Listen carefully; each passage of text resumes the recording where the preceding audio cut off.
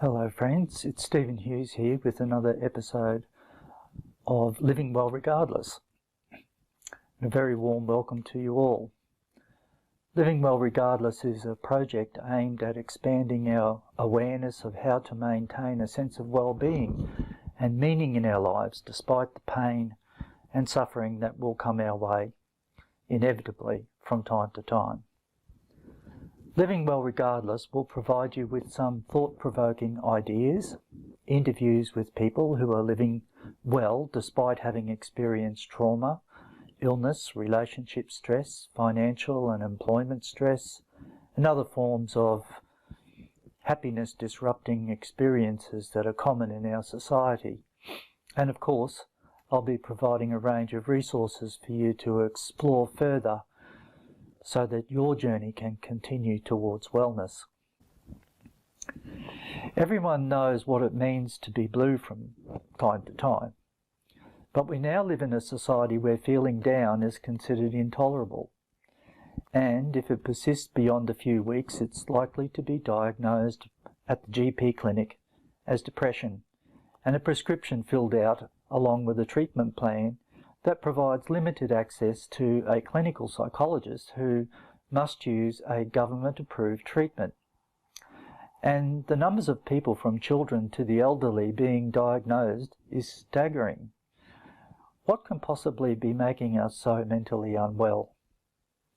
I have some statistics that back up the claim that things are actually getting worse, and that despite spending billions each year on mental health initiatives and services in this country, the actual burden of disease related to mental illness has not changed in over 20 years. The Australian Bureau of Statistics provided a report on the state of mental health and well-being.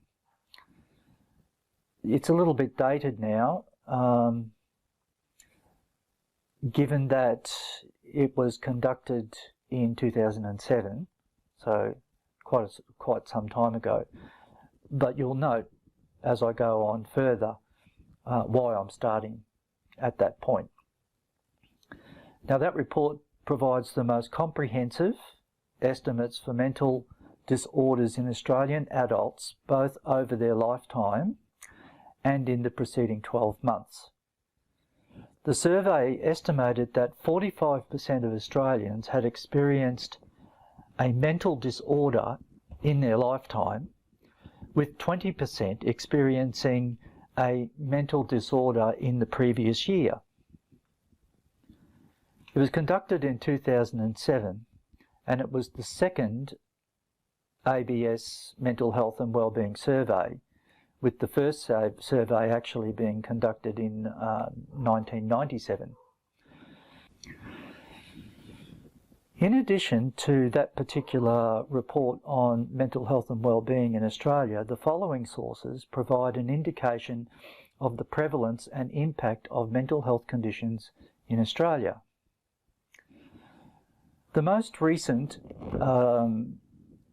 Australian Bureau of Statistics Mental Health Survey estimated that there were 4.8 million Australians, that's 20.1% of the population, with a mental or behavioural condition in 2017 to 18.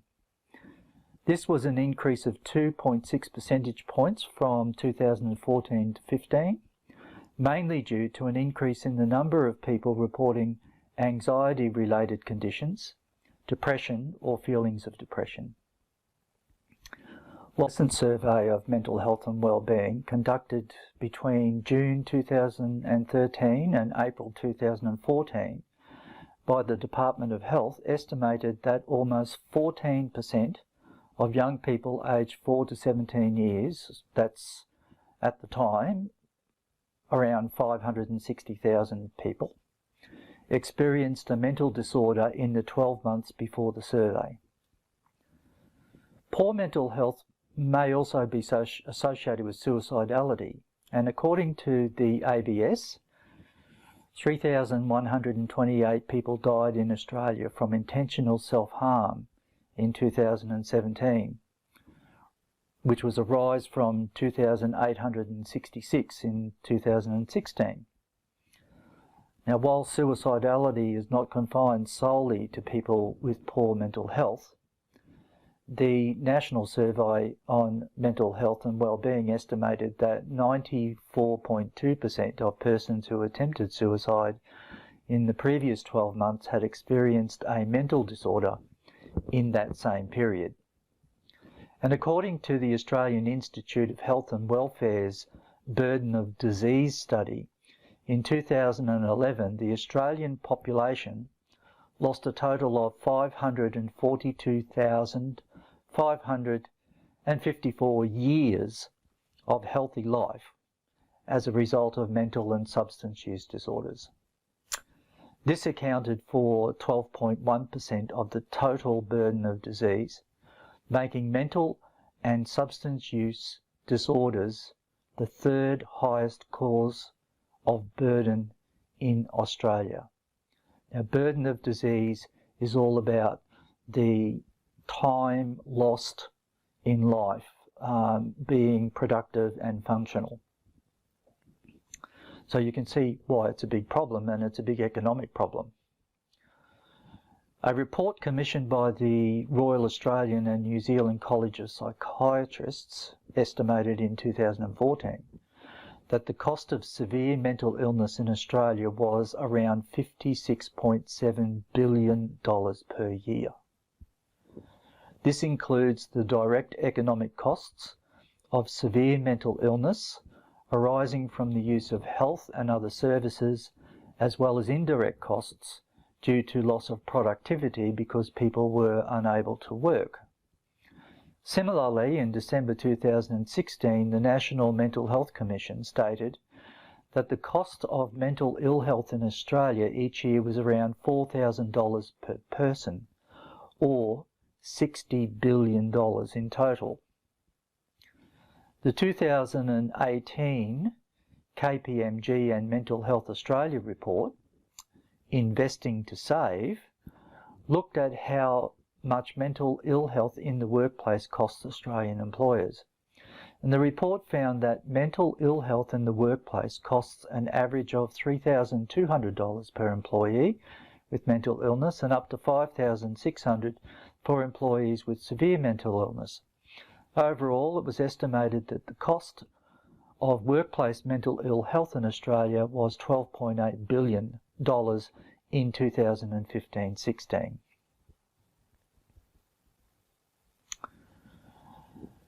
So,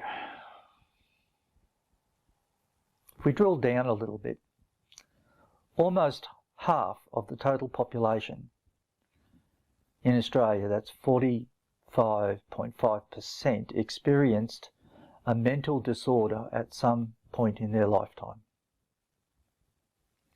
1 in 5, that's 20% of Australians, aged 16 to 85 years experienced mental disorders in the previous 12 months to being surveyed. And that's an equivalent of almost 3.2 million Australians. 1 in 16, that's 6.2%, had affective or what we call mood disorders, such as anxiety and depression. And 1 in 7, that's 14.4%, had anxiety disorders, and 1 in 20, 5.1%, had substance use disorders. And based on these prevalence rates, it's estimated that nearly 1 million Australians had a mood disorder, over 2.3 million had anxiety disorders, and over 800,000 had substance use disorders in the previous 12 months of the survey. Females were more likely than males to have experienced mental disorders in the 12 months prior to the survey. And similarly, females were more likely than males to have experienced anxiety disorders. However, males were more than twice as likely as females to have experienced substance use disorders. And the prevalence of mental disorders declines with age from more than 1 in 4 in the youngest group, that's 26.4%, in the 16 to 24 years range, to around 1 in 20,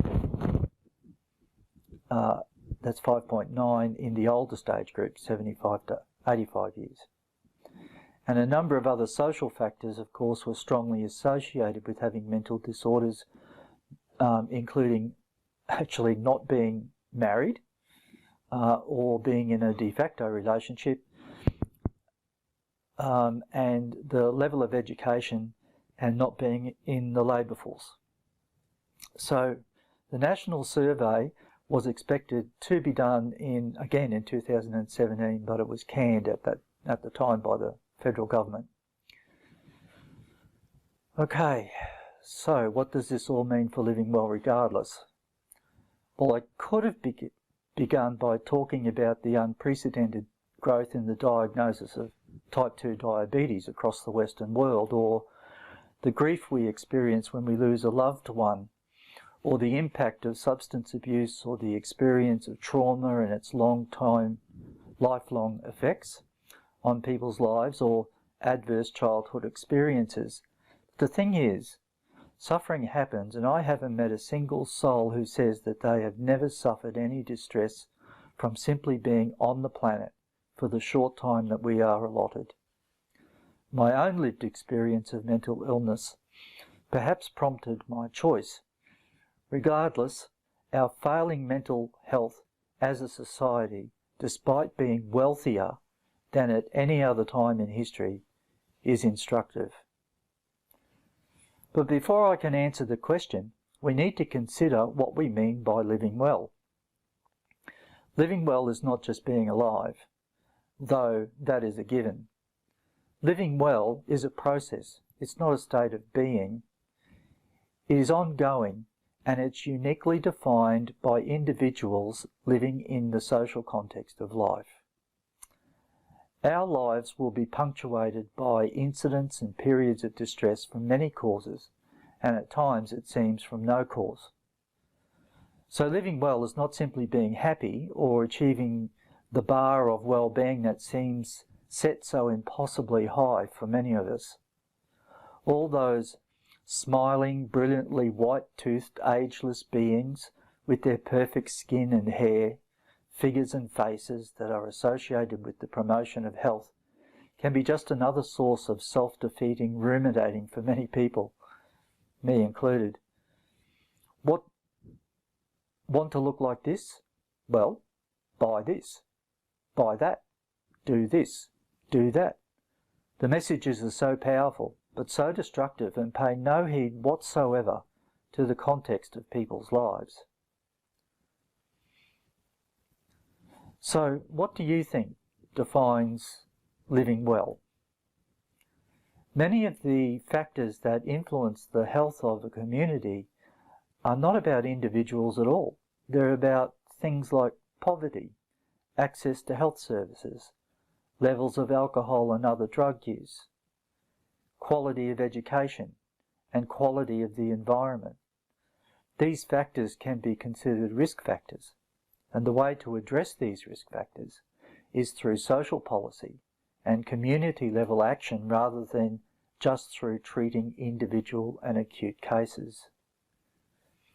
I recently asked someone close to me what they thought living well meant, and they replied that it included living in a secure environment with access to and the surrounding natural elements, engaging in meaningful activities, being connected to people who respect and value you, having time to oneself, getting adequate sleep, eating good food, and having a positive impact on the world. So what would you add, if anything, to that list?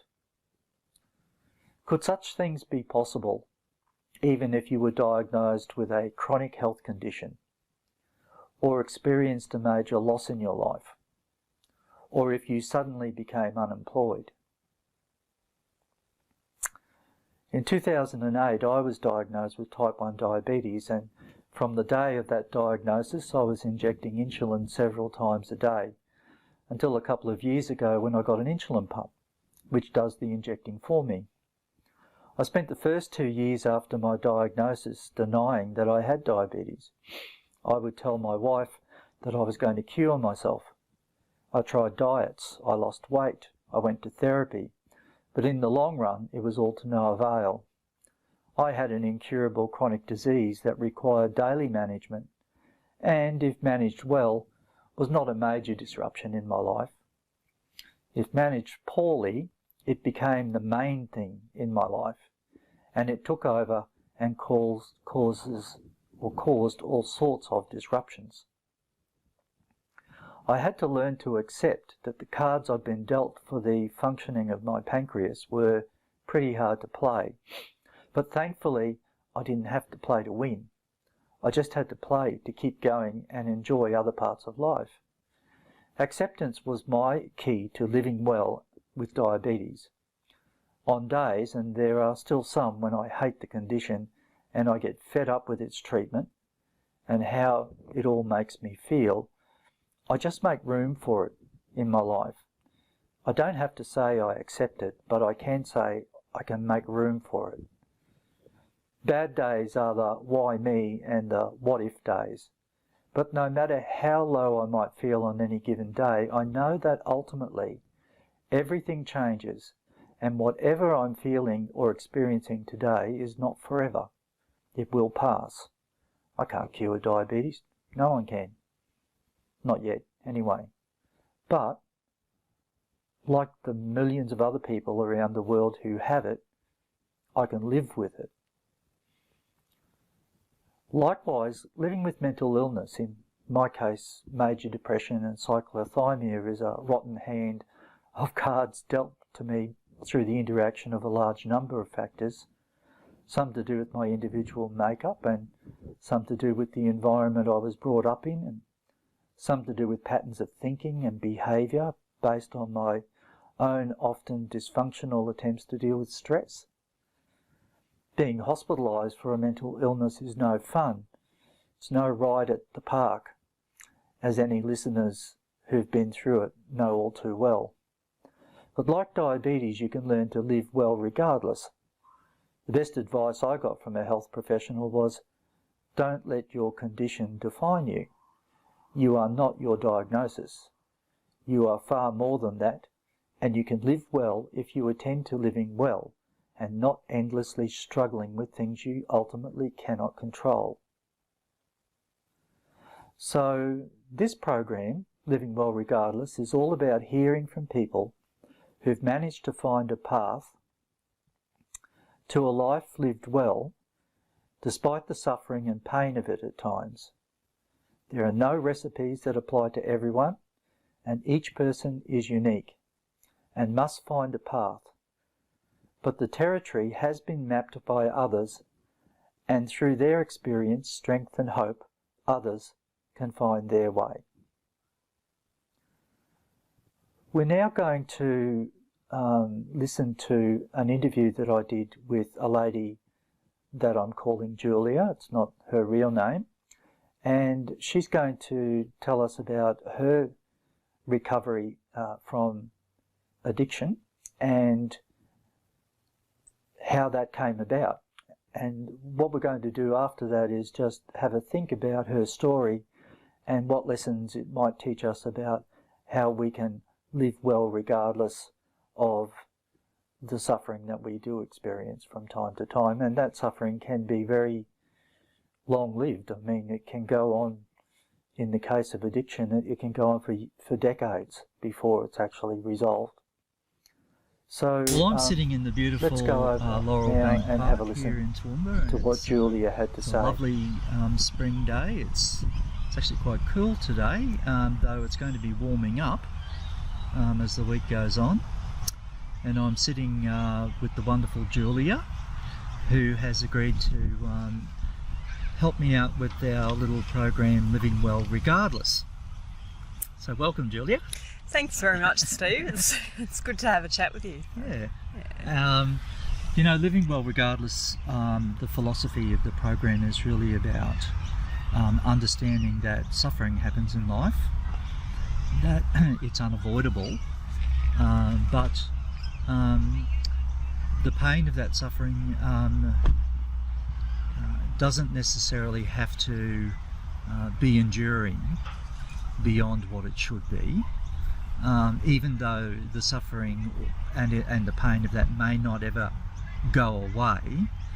We can still have a rich and meaningful life.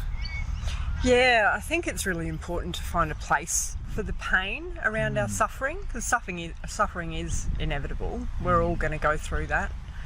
It's part of the human condition, I think. But yeah, finding a way to carry that pain, I think, is the most important thing, because it doesn't have to be unbearable. There are ways to deal with that, and it's about finding a constructive way to have meaning around where the pain has brought you and what you've learned from that, I think. One thing I've noticed about you over the time that I've known you is that no matter how you might be feeling, inside you always have the capacity to smile, and you always have a kind of a light in your eyes, and you bring a kind of I don't know, that smile brings an animation to the way you are in the world that I find really attractive and very inspiring. Like you see that in other people as well, but it hasn't always been easy for you, has it? So I'm just wondering if you could tell us a little bit about some of your own journey and what happened to enable you to get to the point you're at now. Yeah, so I live with some addiction issues, alcoholism and drug addiction. I struggled with those for all of my adult life. I have several years of sobriety now, for the first time ever in my life. I think at the time that I was going through my active addiction, I didn't really recognise where that had come from. In retrospect, I think I had a lot of sort of unrecognised and undisclosed trauma, and it's a way of barricading yourself from having to deal with those things. Sobriety was really hard earned for me. I lost a lot in the process of getting sober. I lost almost everyone I had ever known and loved in my life in that process. It was quite a catastrophic ending of what had been my life. I hid my addictions very well, so there was most of the people in my life were unaware of my addictions. My life now in sobriety, I work very hard to build relationships with people that are meaningful, and that really assists me in recognising that life doesn't have to be unbearable, that we can feel our pain and live through it. And I think they're some of the most important things in learning to find some value and find some joy in the world that is often hard to deal with.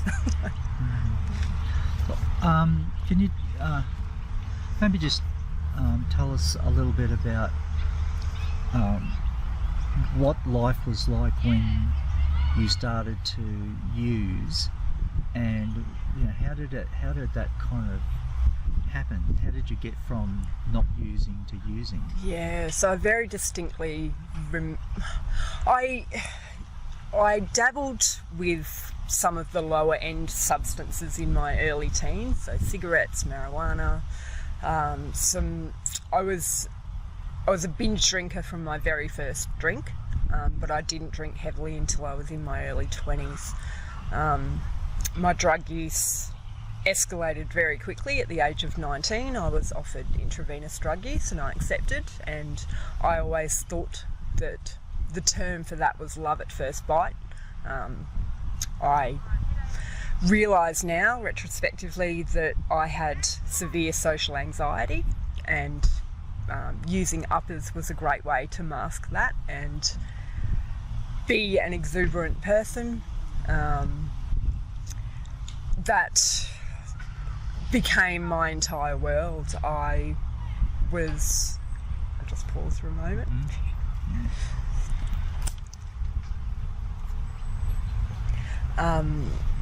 I was intravenously using every day.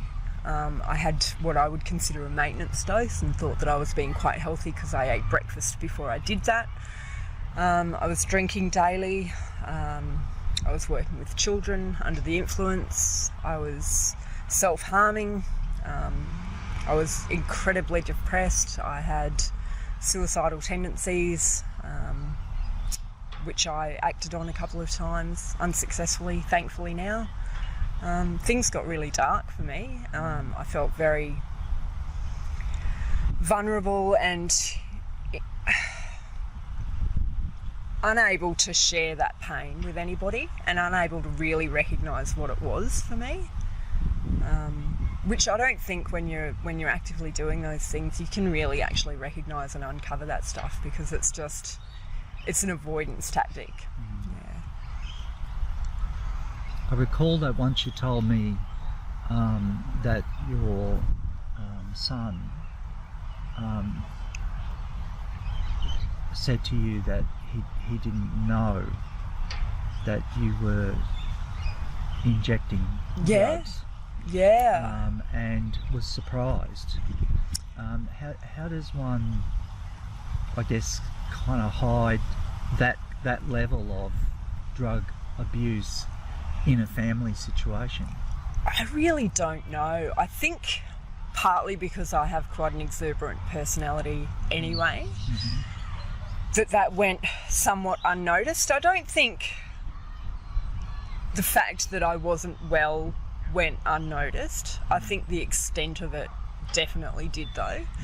And I think sometimes it's easier for the people that love us to not acknowledge those things as well, because it makes their life difficult. So I think there's a certain level of not wanting to acknowledge that things are really not going very well for someone. But I was in a situation that was probably more privileged than a lot of people that are intravenously using, which was that I had the finances to cover that, so I didn't have to do anything particularly untoward to support my habit. I always had that readily available, so that probably made it a lot easier to hide, I think. Yeah. Well, there must have been a point where you sort of said enough's enough. Yeah, that came after I'd lost everything. I had lost a marriage of 16 years. I had lost my stepchildren, my own children. I had literally run away from everybody, and the way that I have described it in the past is that my world imploded and exploded at the same time. I ended up homeless, moneyless, familyless. I had no sense of self. I was waking up at 4 o'clock in the morning to drink so that I could go back to sleep. I was suicidal. I'd lost everything, and I have been very lucky in having a psychologist that has some wonderful insight, and she said, you need to really go to rehab now because you've been avoiding it for a very long time.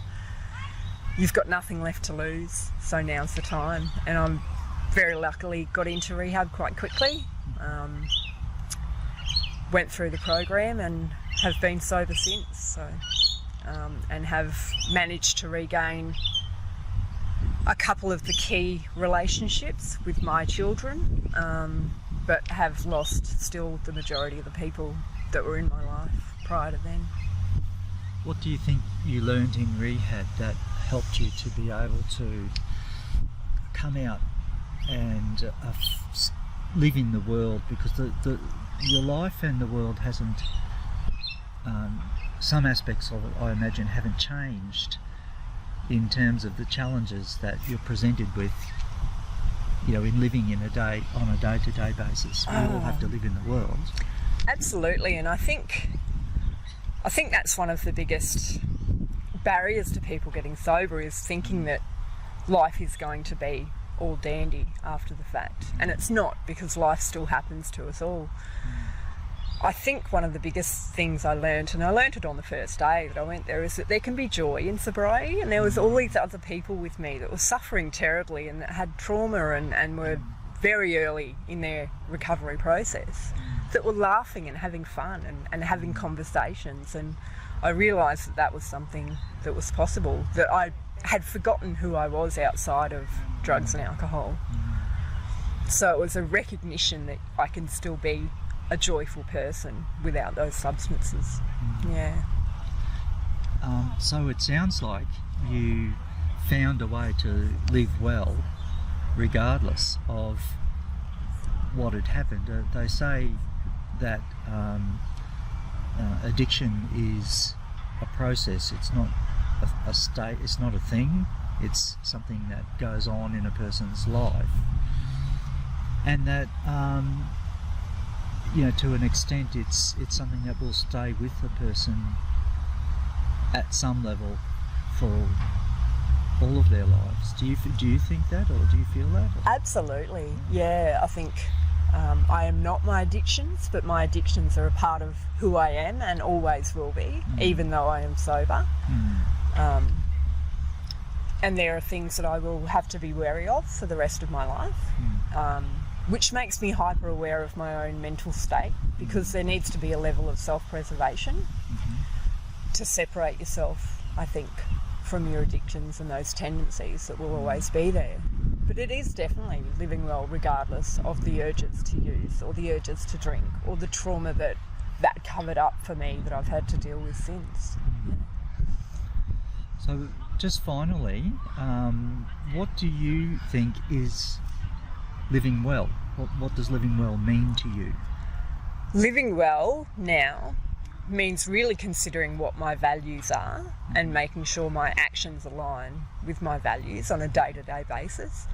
And probably the biggest other factor is honesty, and that's self-honesty and honesty with the people that care about me, and the way that I conduct myself in the world is to be as honest as I can. Well, Julia, thank you very much for your contribution, and I'm sure that our listeners are going to get an awful lot from it. Thank you very much. Thanks very much for having me, Steve. Julia's experience continues to surprise me and inspire me. I've often wondered, how could a person, especially one in a parenting role, use drugs in the morning and then function for the rest of the day? Upon reflection, I have another female friend who smoked marijuana daily in the morning and throughout the day, and for a long time, with her children being ignorant of the fact. I also have spoken to scores of men and women who report taking their first drink of alcohol upon awakening in order to settle the shakes and sweats enough to get ready to go to work. Clearly, our ideas about who is addicted to drugs or alcohol or both and what they look like is distorted by the sorts of stories and images that we're exposed to through the media. As Julia said, by the time her world imploded and exploded simultaneously, and she began the desperate and demoralising process of losing everything, she was just a regular mum, partner and employee. Addiction can only be kept secret for so long. It can be invisible to the extent that the person can keep the mask of normality glued on tight. But when the toxic sweat of whatever addiction they are trapped in loosens the glue, the mask slips, and eventually it is off for everyone to finally see how utterly impaled upon the addiction process one is. At that point, the shame and the self-blaming leads to thoughts of suicide, and the individual is at a very high level of risk. The road to recovery is often very painful, and it can be full of relapses and further experiences of rock bottom, levels of despair that one thought impossible. I think Corey White's personal story in his book, The Prettiest Horse in the Glue Factory, is a good example of this. You think that your personal low could not possibly get any lower, and then it does. By the time one is addicted to alcohol or other drugs such as ice, or opioids, a lot of damage has been done. It is such a hard job keeping yourself together for one more day. Keeping secrets requires so much energy, and for many like Julia, living multiple lives eats at the soul and erodes the energy needed to function. I've heard some say, better to live the one life that you are given and live it well than manufacture multiple lives and live them all poorly. But that, unfortunately, is the life of so many who have succumbed to addiction. And addiction isn't about character weakness. I really want to emphasise that. It's a health condition, and it's a bio-psycho-social spiritual condition. It's very complex, but it's not just because people are weak in character and are unable to just say no. Addiction, by its very nature, has taken people beyond the capacity to be able to say no. That's part of a defining feature of what addiction is. The images of drug-ravaged, crazed individuals acting out uncontrollably and violently are easy to find in our popular mainstream media. If they are designed to frighten people out of taking drugs or alcohol or even smoking or vaping or whatever the next thing will be, then they're a failure, and they always have been. It's impossible in most cases to frighten an alcoholic from taking the next drink if that's what they have made up their mind to do. Many say that addiction, in fact, is characterised by a lack of control over whatever drug or process the individual is caught up in. And the first step towards recovery is to admit that and to accept that one's life is unmanageable because of it. Julia was injecting amphetamines, a stimulant substance. She also used alcohol and describes herself as a binge drinker from her first go at it. Polysubstance abuse is common today, and the range of substances available is mind-boggling, with more being manufactured regularly, all the time. Designer drugs for achieving all sorts of altered states of consciousness. And that, of course, is at the heart of taking any substance, to alter one's state of consciousness. Now I want to just tell you a little bit about what I call the Russian vodka story before I go on and talk a little bit more about Julia's experience. In an article that I found in 2019, and I found it on the BBC website, bbc.com, the story was about how vodka was being blamed for the Russian death rate. So let's just sort of have a look at what this article was saying, and I think it is instructive. So I hope you can bear with me on this. The high number of early deaths in Russia is mainly due to people drinking too much alcohol, particularly vodka, research suggests. A study in The Lancet says 25% of Russian men die before they are 55, and most of the deaths are down to alcohol. And the comparable figure in the UK is 7%. Causes of alcohol, or causes of death due to alcohol, include liver disease and alcohol poisoning, and many also die in accidents or after getting into fights.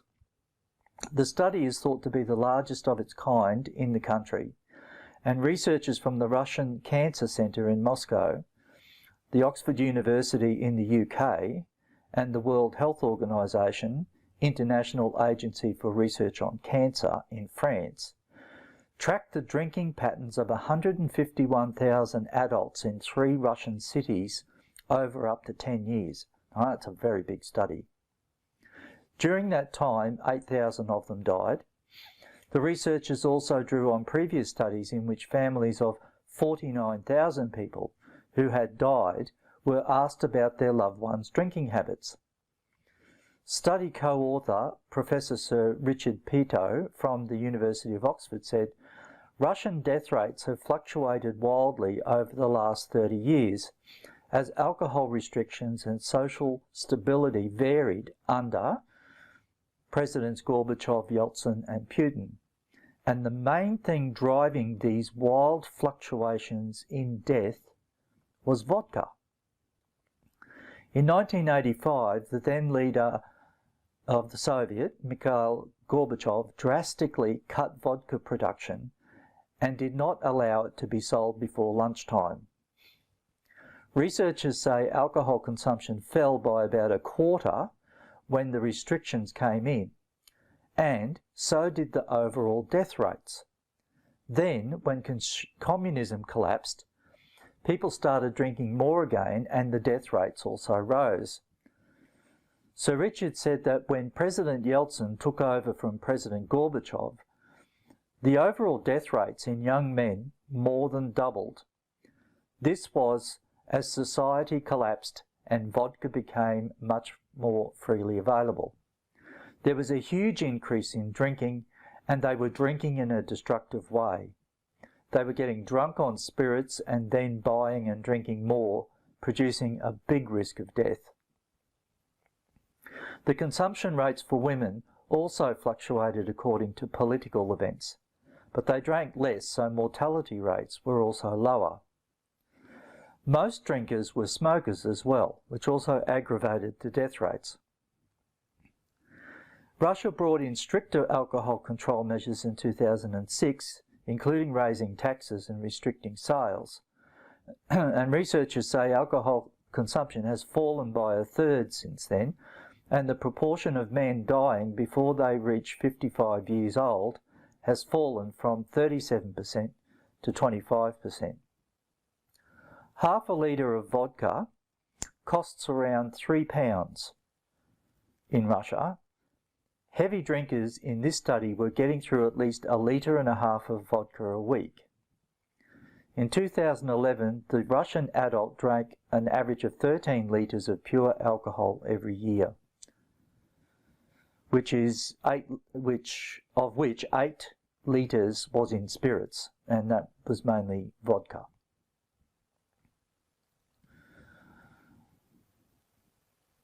Russians have always drunk a lot. They sometimes say it's because of the cold weather, but that's just an excuse.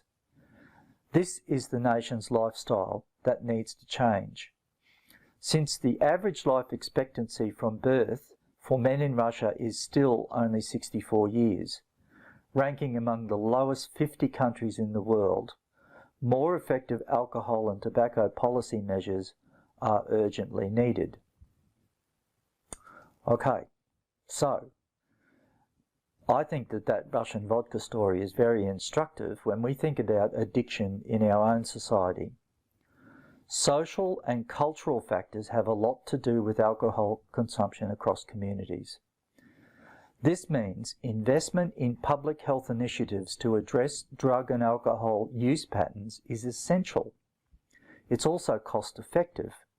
The treatment of acute health problems associated with addiction is expensive and not particularly effective when other circumstances don't change.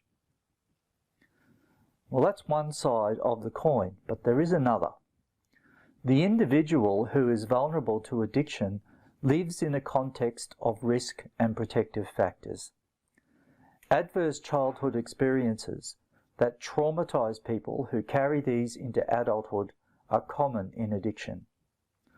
One highly experienced addiction specialist that I know has told me that trauma is very common among people living with addiction. Substances help us to feel better when our bodies and minds are full of anxiety and stress or depression and hopelessness. Trauma is expressed in many people in many different ways, but a lot of people living with addiction report that when they first started using, just like Julia, they felt better. They could be in social situations with more confidence. They could take risks and not feel afraid. They felt liberated. That feeling could not be sustained though, and in the case of alcohol, for instance, the rebound effects can be worse than what you were escaping from in the first place. So, and soon enough, the time thieves that are drugs leave us asking, where did that day go? Then the week. Then all of a sudden we are 10 years in and the point of choice is far away. Still, choice is a must. If we're going to choose to pick up again today, we could entertain the idea of making an alternative choice, and that is to seek support, to choose something else. As the three stories that we've as Julia's story that we've explored today, and others that we will hear about in the future, we all have our own tragedy and our own point of no return. We also have our point of despair, where we finally say, things cannot go on like this. I'm beaten. And from there, we choose to recover, whatever it takes. Viktor Frankl explains how suffering is not necessary to find meaning. If suffering can be avoided, meaningfulness would lie in attacking the cause of suffering.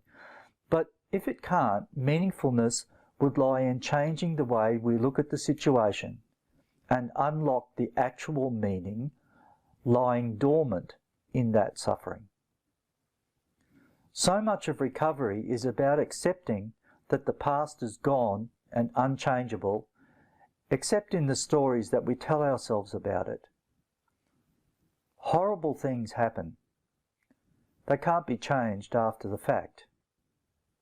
Therefore, meaningfulness, which is necessary for living well regardless, cannot be found in attacking that cause. It is forever out of reach. So meaningfulness, as Frankl points out, lies in changing the way we look at the situation and unlock the actual meaning lying dormant in the suffering. If you've experienced the death that is addiction, the meaning might be that in death we can choose life.